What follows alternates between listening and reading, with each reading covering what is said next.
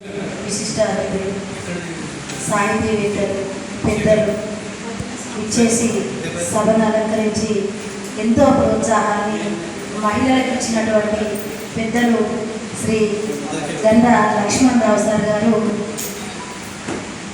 మొల్ల రామాయణంపై ప్రసంగము, అలాగే మా ఈ కార్యక్రమానికి బీజం వేసినటువంటి మాలో ఆలోచన రేకెత్తించినటువంటి గజేందర్ రెడ్డి సార్ గారు, వీళ్ళిద్దరు కూడాను విశేషమైనటువంటి విశ్లేషణకరమైనటువంటి మహిళలు ప్రాచీన కాలంలో ఉన్నటువంటి 16వ శతాబ్దంలో ఉన్న కవులు కవయిత్రులు ఎలాంటివి ఒడిదుడుకులను ఎదుర్కొంటూ అయినా కానీ చాలా అలంకారప్రాయంతోని పదాలతోని చక్కని అక్కడ ఉన్నటువంటి రామాయణంలో ఉండబడేటటువంటి ప్రతి అంశము చాలా చక్కగా రాసినటువంటి విధానాన్ని ఇప్పటి నేటి కవయిత్రులకు ఏ విధంగా బాధ్యతల్లో ఉన్న ఇంటి బాధ్యతల్లో సమస్య బాధ్యతలైనా ఏ బాధ్యతలైనా ఉన్నా కానీ ఒక కవయిత్రులు ఎలాంటి కవిత్వాన్ని సమాజానికి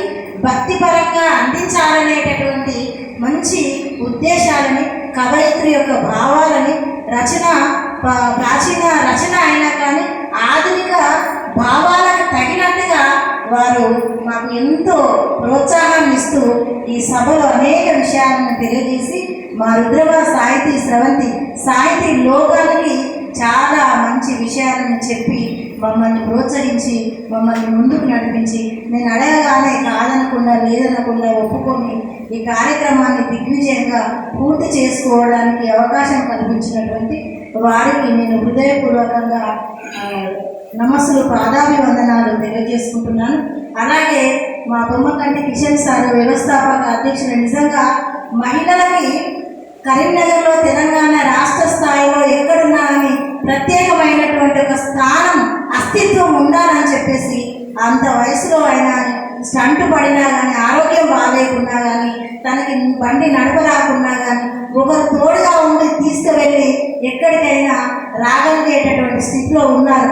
అలాంటి స్థితిలో కూడా మహిళల కోసం ఇప్పటికీ కూడా తను అనుక్షణము మా ఆరాటం కోసం మా అస్తిత్వం కోసము ప్రయత్నించి మమ్మల్ని ఇంత దూరం తీసుకొచ్చినటువంటి వారికి కూడా మా సాహితీవేత్తలు మా మహిళా రచయితలందరి తరఫున ప్రత్యేకంగా నా తరఫున వారికి పాదాభివందనాన్ని శిరసా వహించి నేను నమస్కారం చేస్తూ ఉన్నాను.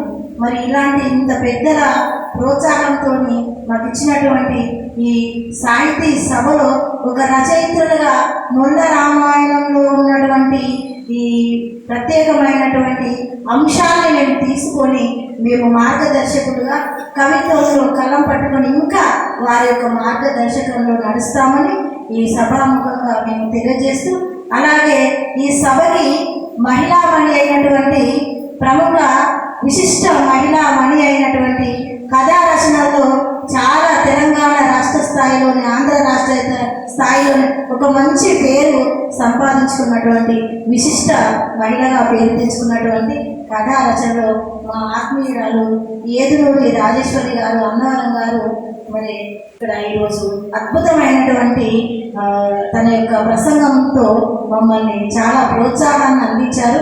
మా మహిళామణులు ఎక్కువగా రాలేదు అనే ఒక భావన మా మనసులో ఉంది, కానీ వారి ఆశీస్సులు కూడా మాకు అందజేశారు. ఎందుకంటే రేపే శ్రీరామనవమి కనుక మహిళలకి కుటుంబ బాధ్యతల్లో వారు మునిగిపోయారు. తర్వాత కుటుంబ బాధ్యతల్లో ఉండి కూడా మాకు వెంట ఫోన్ల ద్వారా కానీ సమాచారాన్ని అందిస్తూ రాలేక వారు శుభాకాంక్షలు తెలియజేస్తున్నారు. వారికి కూడా ప్రత్యేకమైనటువంటి ధన్యవాదాలు. మా ఆత్మీయుడానికి పాదాభివందనం తెలియజేస్తున్నాను. ఎందుకంటే నేను చిన్నపిల్లలు కాబట్టి అడగగానే ఒప్పుకొని మాకు ధైర్యాన్ని ఇచ్చి ఇక్కడి వరకు తీసుకొచ్చి నాకు మంచి ఆశీర్వచనాలు అందజేసినటువంటి వారికి ధన్యవాదాలు తెలియజేస్తున్నాను.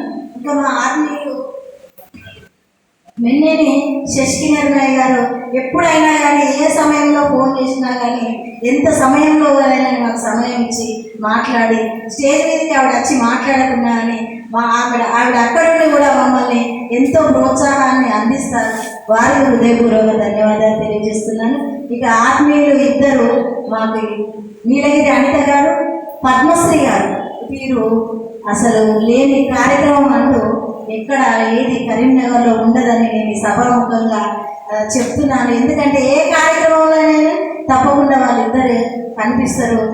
వారి యొక్క ప్రతిభా పాఠవాలను చూపిస్తూ మాలాంటి వారికి ఆదర్శంగా నిలుస్తూ ఉంటారు.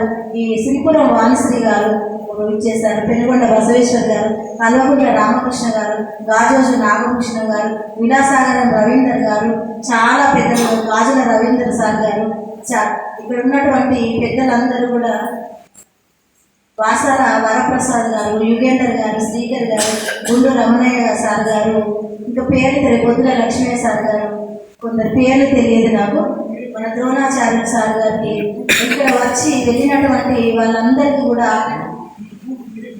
జనగాని యుగేందర్ సార్ గారికి, అందరికీ సభాముఖంగా పేరు తెలియదు, మన్నించండి, ఏమనుకోకండి. సభకు విచ్చేసినటువంటి పెద్దలందరికీ పాదాభివందనాలు తెలియజేసుకుంటూ మా ఆత్మీయ మిత్రులందరూ ఇప్పుడు మనకి ముఖ్య ఆత్మీయ అతిథులకు విచ్చేసినటువంటి వారికి సన్మానం చేద్దాం.